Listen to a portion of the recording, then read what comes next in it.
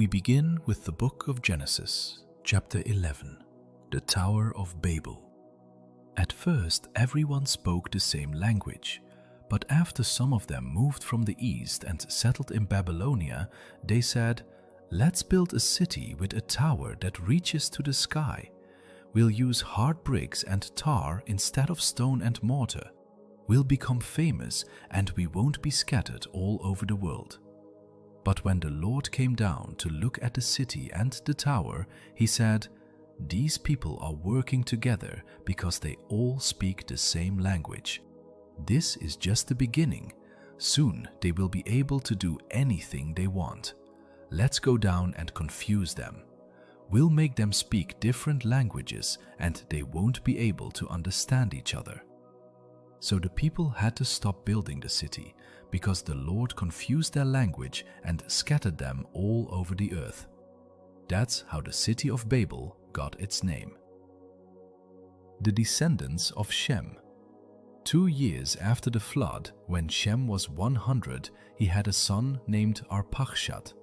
He had more children and died at the age of 600. This is a list of his descendants. When Arpachshad was 35, he had a son named Shelah. Arpachshad had more children and died at the age of 438. When Shelah was 30, he had a son named Aber. Shelah had more children and died at the age of 433. When Aber was 34, he had a son named Peleg. Aber had more children and died at the age of 464. When Peleg was 30, he had a son named Reu. Peleg had more children and died at the age of 239. When Reu was 32, he had a son named Serug. Reu had more children and died at the age of 239. When Serug was 30, he had a son named Nahor. Serug had more children and died at the age of 230. When Nahor was 29, he had a son named Terah. Nahor had more children and died at the age of 148. The descendants of Terah. After Terah was 70 years old, he had 3 sons, Abram, Nahor, and Haran, who became the father of Lot. Terah's sons were born in the city of Ur in Chaldea, and Haran died there before the death of his father. The following is the story of Terah's descendants. Abram married Sarai, but she was not able to have children. And Nahor married Milcah, who was the daughter of Haran and the sister of Iscah. Terah decided to move from Ur to the land of Canaan. He took along Abram and Sarai and his grandson Lot, the son of Haran. But when they came to the city of Haran, they settled there instead. Terah lived to be 205 years old and died in Haran. Genesis chapter 12. The Lord chooses Abram. The Lord said to Abram, "Leave your country, your family, and your relatives, and go to the land that I will show you. I will bless you and make your descendants into a great nation. You will become famous and be a blessing to others. I will bless those who bless you, but I will put a curse on anyone who puts a curse on you. Everyone on earth will be blessed because of you." Abram was 75 years old when the Lord told him to leave the city of Haran. He obeyed and left with his wife Sarai, his nephew Lot, and all the possessions and slaves they had acquired while in Haran. When they came to the land of Canaan, Abram went as far as the sacred tree of Moreh in a place called Shechem. The Canaanites were still living in the land at that time. But the Lord appeared to Abram and promised, "I will give this land to your family forever." Abram then built an altar there for the Lord. Abram traveled to the hill country east of Bethel and camped between Bethel and Ai, where he built another altar and worshipped the Lord. Later, Abram started out toward the southern desert. Abram in Egypt. The crops failed and there was no food anywhere in Canaan. So Abram and his wife Sarai went to live in Egypt for a while. But just before they got there, Abram said, "Sarai, you are really beautiful. When the Egyptians see you, they will murder me because I am your husband, but they won't kill you. Please save my life by saying you are my sister." As soon as Abram and Sarai arrived in Egypt, the Egyptians noticed how beautiful she was. The king's officials told him about her, and she was taken to his house. The king was good to Abram because of Sarai, and Abram was given sheep, cattle, donkeys, slaves, and camels. Because of Sarai, the Lord struck the king and everyone in his palace with terrible diseases. Finally, the king sent for Abram and said to him, "What have you done to me? Why didn't you tell me Sarai was your wife? Why did you make me believe she was your sister? Now I've married her. Take her and go. She's your wife." So the king told his men to let Abram and Sarai take their possessions and leave. Genesis chapter 13. Abram and Lot separate, and Abram moves to Hebron. Abram and Sarai took everything they owned and went to the southern desert. Lot went with them. Abram was very rich. He owned many cattle, sheep, and goats, and had a lot of silver and gold. Abram moved from place to place in the southern desert, and finally he went north and set up his tents between Bethel and Ai, where he had earlier camped, and built an altar. There he worshipped the Lord. Lot, who was traveling with him, also had sheep, goats, and cattle, as well as his own family and slaves. At this time, the Canaanites and the Perizzites were still living in the same area, and so there wasn't enough pasture land left for Abram and Lot with all of their animals. Besides this, the men who took care of Abram's animals and the ones who took care of Lot's animals started quarreling. Abram said to Lot, "We are close relatives. We shouldn't argue, and our men shouldn't be fighting one another. There is plenty of land for you to choose from. Let's separate. If you go north, I'll go south. If you go south, I'll go north." This happened before the Lord had destroyed the cities of Sodom and Gomorrah. And when Lot looked around, he saw there was plenty of water in the Jordan Valley. All the way to Zoar, the valley was as green as the garden of the Lord or the land of Egypt. So Lot chose the whole Jordan Valley for himself, and as he started out toward the east, he and Abram separated.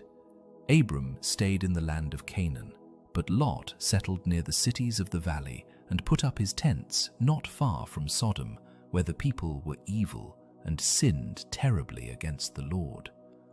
After Abram and Lot had gone their separate ways, the Lord said to Abram, "Look around to the north, south, east, and west. I will give you and your family all the land you can see. It will be theirs forever. I will give you more descendants than there are specks of dust on the earth, and someday it will be easier to count those specks of dust than to count your descendants. Now, walk back and forth across the land, because I am going to give it to you." Abram took down his tents and went to live near the sacred trees of Mamre at Hebron, where he built an altar in honor of the Lord. Genesis chapter 14. Abram rescues Lot.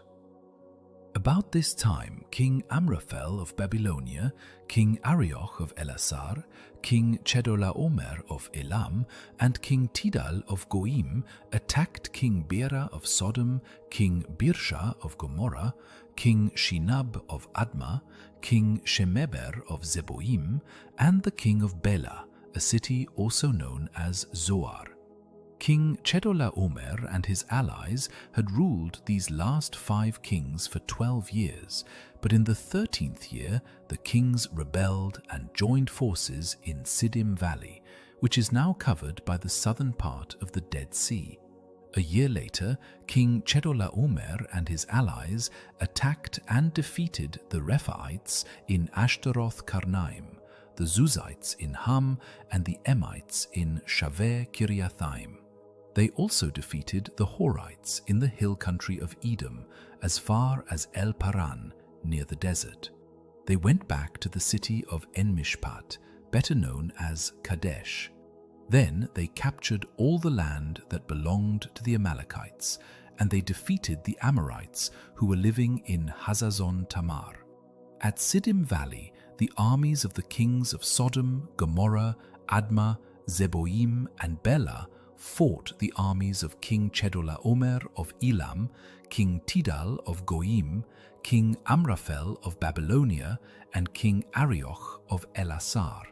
The valley was full of tar pits, and when the troops from Sodom and Gomorrah started running away, some of them fell into the pits. Others escaped to the hill country. Their enemies took everything of value from Sodom and Gomorrah, including their food supplies. They also captured Abram's nephew Lot, who lived in Sodom. They took him and his possessions and then left.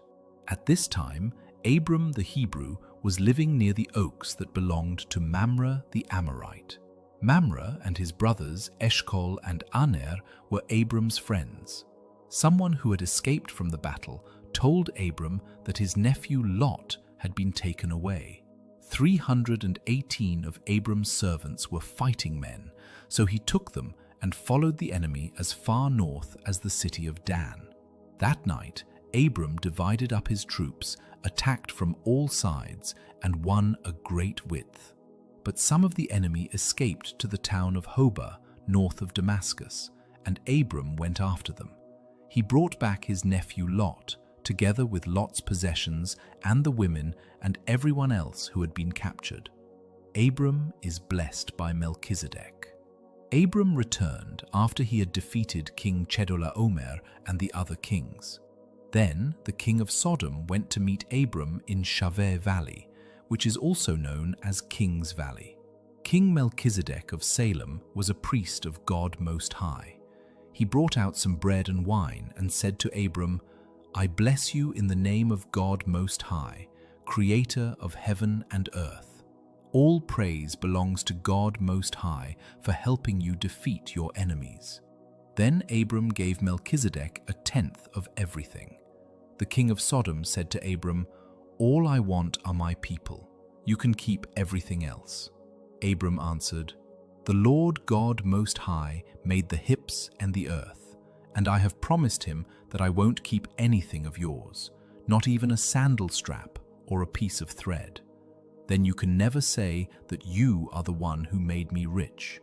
Let my share be the food that my men have eaten. But Anna, Eshcol, and Mamre went with me, so give them their share of what we brought back." Genesis chapter 15, the Lord's promise to Abram. Later, the Lord spoke to Abram in a vision. "Abram, don't be afraid. I will protect you and reward you greatly." But Abram answered, "Lord all-powerful, you have given me everything I could ask for, except children. And when I die, Eliezer of Damascus will get all I own.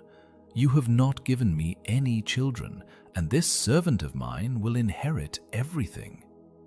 The Lord replied, "No, he won't. You will have a son of your own, and everything you have will be his." Then the Lord took Abram outside and said, "Look at the sky and see if you can count the stars. That's how many descendants you will have." Abram believed the Lord, so the Lord was pleased with him and accepted him. The Lord makes another promise to Abram. The Lord said to Abram, I brought you here from Ur in Chaldea, and I gave you this land." Abram asked, "Lord God, how can I know the land will be mine?" Then the Lord told him, "Bring me a 3-year-old cow, a 3-year-old female goat, a 3-year-old ram, a dove, and a young pigeon." Abram obeyed the Lord. Then he cut the animals in half and laid the 2 halves of each animal opposite each other on the ground. But he did not cut the doves and pigeons in half. And when birds came down to eat the animals, Abram chased them away. As the sun was setting, Abram fell into a deep sleep, and everything became dark and frightening. Then the Lord said, "Abram, you will live to an old age and die in peace. But I solemnly promise that your descendants will live as foreigners in a land that doesn't belong to them. They will be forced into slavery and abused for 400 years. But I will terribly punish the nation that enslaves them, and they will leave with many possessions.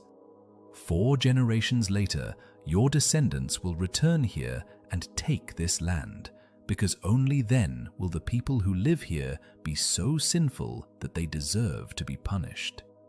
Sometime after sunset, when it was very dark, a smoking cooking pot and a flaming fire passed between the 2 halves of each animal. At that time, the Lord made an agreement with Abram and told him, "I will give your descendants the land east of the Shihor River on the border of Egypt as far as the Euphrates River. They will possess the land of the Kenites, the Kenizzites, the Cadmonites, the Hittites, the Perizzites, the Rephaites, the Amorites, the Canaanites, the Girgashites, and the Jebusites."